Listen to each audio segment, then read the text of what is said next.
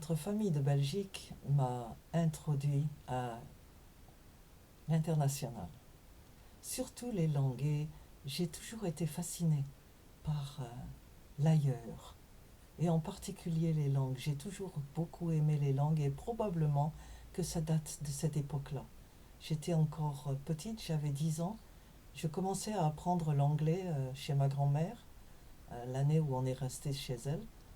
J'étais dans une école catholique, le Sacré-Cœur, et dans cette école, on apprenait l'anglais avec ma professeure principale, c'était Sœur Myriam, c'était des religieuses.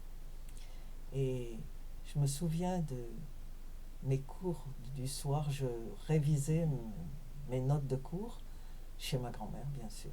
Et je prononçais l'anglais, je ne sais pas trop comment, en tout cas, elle m'a dit, on prononce pas comme ça. Elle était vraiment féroce. Et je me suis dit, mais pourquoi? Et je lui ai dit, comment? C'est ma professeure dit ça. Elle m'a dit, eh bien, elle a tort.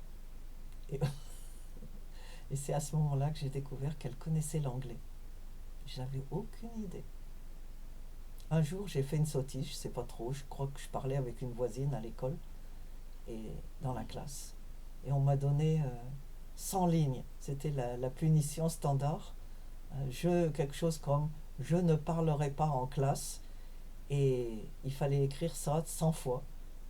Donc on faisait comme ça. Je. Ne. Parlerai. Et bien sûr, c'était le contraire de ce qu'il fallait faire, parce que le but c'était je ne parlerai pas en classe. Je ne parlerai pas en classe. Et quand vous arrivez à 100, vous connaissez ça par cœur. Mais comme c'était pas possible d'écrire ça, ça aurait duré des heures et des heures. Et ce jour-là, ma grand-mère me disait, mais arrête ça, fais tes devoirs. Et j'ai dit, tant pis, je ferai pas mes devoirs. On m'a dit ça et je vais le faire et je vais punir le professeur. Voilà. Et je vais écrire ça et j'aurais pas fait mes devoirs. J'étais très têtue et je le suis restée. Et alors j'ai continué, ne, parlerai, papa. J'ai fini, mais je n'ai pas fini mes devoirs ce jour-là. Et la conclusion, c'est que ma professeure ne m'a jamais puni encore. Ça ne s'est plus jamais passé. Mais c'est vrai qu'elle était colérique. Cette sœur Myriam, quand elle se fâchait, elle devenait rouge comme une tomate. Et elle ne savait pas que tous les enfants se moquaient d'elle, en fait. Une autre chose qui se passait dans cette école, j'ai beaucoup aimé cette école, parce que quand je suis arrivée, on m'a introduit à ma classe en me disant, tu as de la chance, cette classe de sixième, elle est juste à côté de la chapelle. Tu es près de Jésus. Et ça m'a beaucoup plu, parce que j'aimais Dieu, j'aimais Jésus. Et j'ai aussi été introduite dans cette école aux vies des saints. Sainte Claire, Saint François d'Assise, beaucoup d'autres. Et nous lisions ça à nos loisirs. On nous donnait ces livres, on nous les prêtait gratuitement.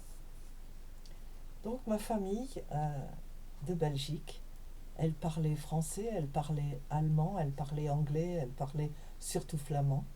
Mais à la maison, ils parlaient français surtout, mais avec un petit accent particulier.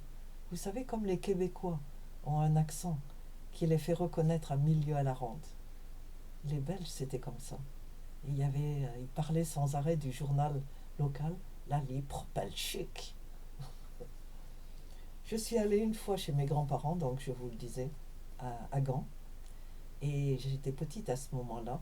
Ils avaient une maison à plusieurs étages, et il y avait quelque chose d'extraordinaire chez eux.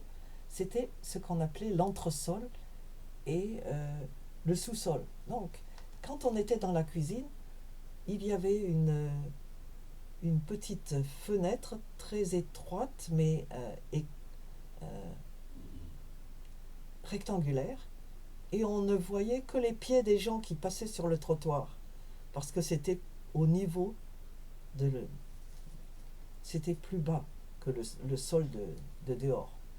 Il y avait un petit escalier qui montait, ce qu'on appelait l'entresol, et il y avait des fenêtres avec des vitraux colorés, comme ceux des églises.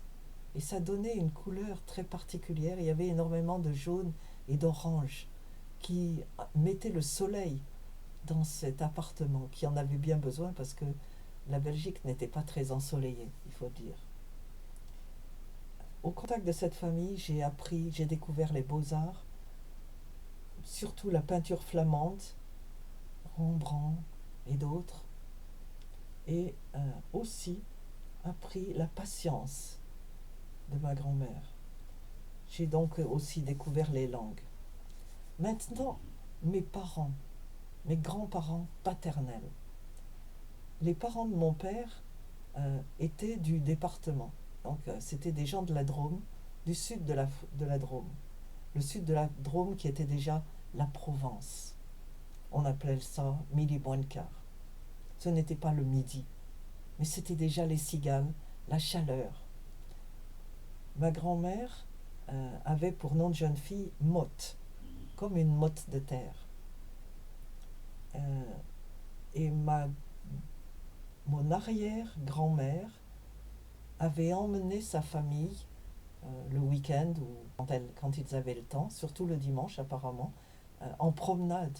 Donc ils faisaient des kilomètres à pied et ma grand-mère me parlait toujours de ces promenades, très longues promenades qu'elle aimait beaucoup. La mère de mon grand-père s'appelait Hoffart. C'était un nom d'Alsace. Donc c'était une personne du Nord. Et nous avons plus tard découvert que la majorité de la famille de mon père, les parents, comme parents, étaient du nord de la France, de l'Alsace, je pense. Mon arrière-grand-père avait été dans l'armée pendant la guerre de 1870, je pense. Ça doit être, oui. Puisque mon grand-père a fait la Première Guerre mondiale. Et euh, ma grand-mère paternelle était née en 1882, au 19e siècle. Et mon arrière-grand-père avait servi dans l'armée pendant la guerre et il avait perdu l'ouïe parce qu'il était dans les canons, dans les canonniers. Donc quand il tirait le canon à l'époque, il n'y avait rien pour protéger les oreilles et il avait complètement perdu l'ouïe. Et ma grand-mère disait que c'est terrible d'être aveugle, mais c'est encore plus terrible d'être sourd. J'écoutais tout ça, je ne comprenais pas trop, mais je me souviens combien de fois elle m'a dit ça. Et je pense que ça devait être une, une expérience personnelle qu'elle avait faite, en le rencontrant probablement.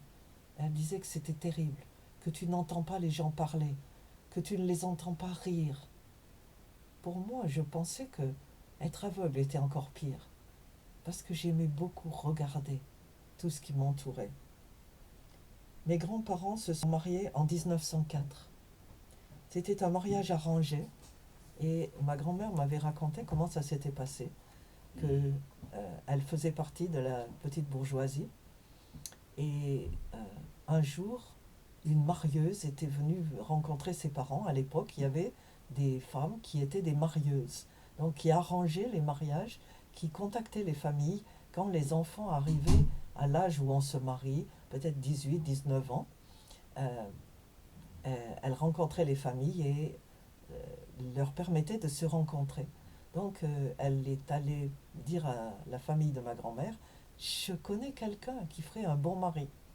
Alors ma grand-mère m'a dit qu'il y avait eu une petite sauterie. Bon, euh, ils avaient bu du thé ou du café, je ne sais pas, et bu des jus de fruits, mangé un peu.